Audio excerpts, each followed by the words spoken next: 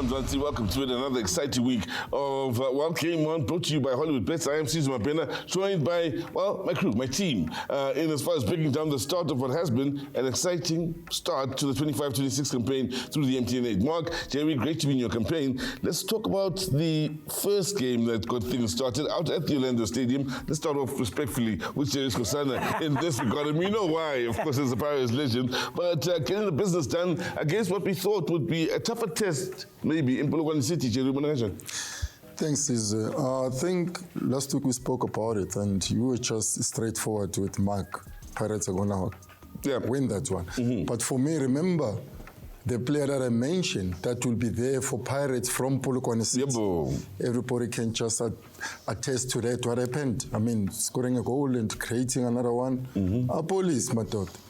Appollis, man. Appollis, man. No, we said, I mean, the motivation for him was extra. Last week I said how Jose Mourinho always speaks about the first name on the T-sheet. If you're playing against your former club, you'll be the first name on his team sheet. And Appollis showed because he was hungry. He wanted to really show himself and introduce himself to the Buccaneers, to the faithful. And I think they can only be happy with his performance. Now, as far as the debutants, we've already spoken about Appollis. I mean, created one, scored one. Mule, Duli, from a Pirates point of view. I don't know, maybe if I have to touch on Makaula's absence, Mbata's absence, the new Mbule, the new Nduli. What happened? Yeah. I mean, that was a great Pirate. For me, I thought maybe the old coach, Jose, was still there. But unfortunately, the new coach. But I think it was still a good free flow, the way Pirates play. And for me, Mbule was outstanding.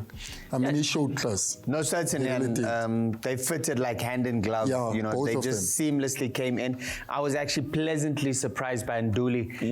You know, when we see him play for Stellies, you know, he wasn't very attack-minded. He was a lot of times playing side to side, because they play with a lot of wing play. So we never seen him play those penetrative passes. I mean, the pass he played for that opening goal, he broke 2 lines with that pass, eliminated probably 6 players with one pass.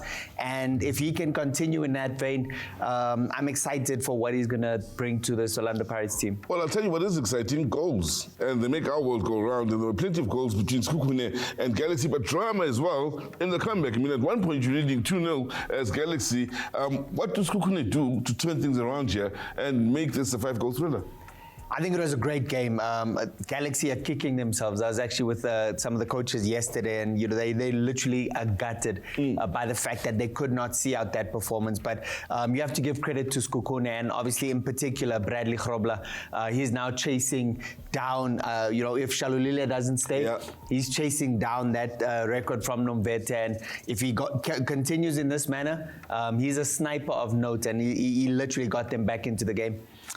I think I like the fact that people never thought that game would rise to where it was. I mean, that was a great, exciting game to watch. I mean, if you watch a game and then you see 5 goals in that game, obviously, as a footballer, you always get excited by that. For me, I think it was a great showing, and especially if you look at Sekhukhune coming back, the guts and zeal that they had in terms of their players, but also give credit to coach. Tinkler knows what he wants. He knew what was happening. Lucky from 2-0 down and then going to halftime with a 2-1 and then coming back and had a good plan to score 2 goals in the second half to go through. But yeah, I think that's something that you'll always want to see. And I think that was critical, that goal before halftime. Because, you know, in Bradley Grobler, that header from the set play, and that's why Galaxy will be so aggrieved with themselves, because you don't want to concede in that fashion. Conceding from a set play in a crucial phase of the game, the last 5 minutes before you know, the halftime break, that literally was a telling moment in that game. And well, as far as goals, we have to keep it moving. My apologies here, Jerry, but in the interest of time, and as far as goals were concerned, plenty of goals scored come Sunday in the battle between the coastal sides. AmaZulu, they made the trip down to Cape Town, and they started first with the scoring, an exciting Allen finding the opening goal in the 18th minute, and then started this game where momentum swung this way and that, but an exciting game, entertaining, of course. Stellies were the winners. Yeah, I thoroughly enjoyed that game once again, and I would say, even though AmaZulu lost, I was greatly impressed by the performance that they put up. It wasn't the one-way street or one-way traffic that people might have thought Stellies would just dominate the entire game. They dominated the initial phase, but AmaZulu came back and, they really gave a great account of themselves. Credit to Coach Arthur Zwane and his team. Great game again. Great game. That's all that I can say about it.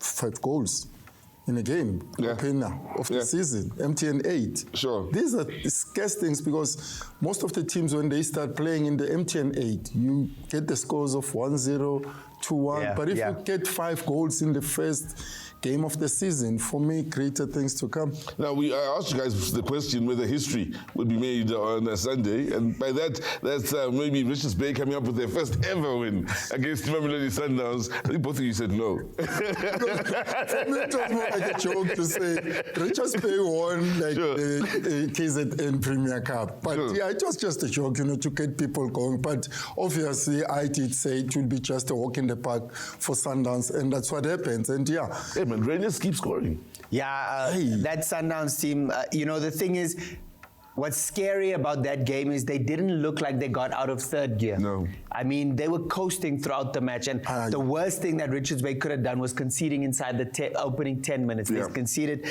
and that from then on, it was just curtains for them, and literally Sundowns pretty much coasted through that game. Nothing much to say, really. If you look there, you can still say Richards Bay still has a lot to do in their camp. Because if you look at that Sundowns team, the way they played for me, that was not a team that was like in a roll.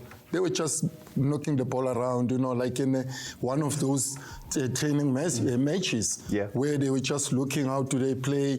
You look at the way Mokoena, for me, he was just walking. If they had to play 120 or 180, they were going to do that because there was no running or rushing or anything from Sundowns. For me, it was just an easy game for them. I hope the next game, it's going to be taxing.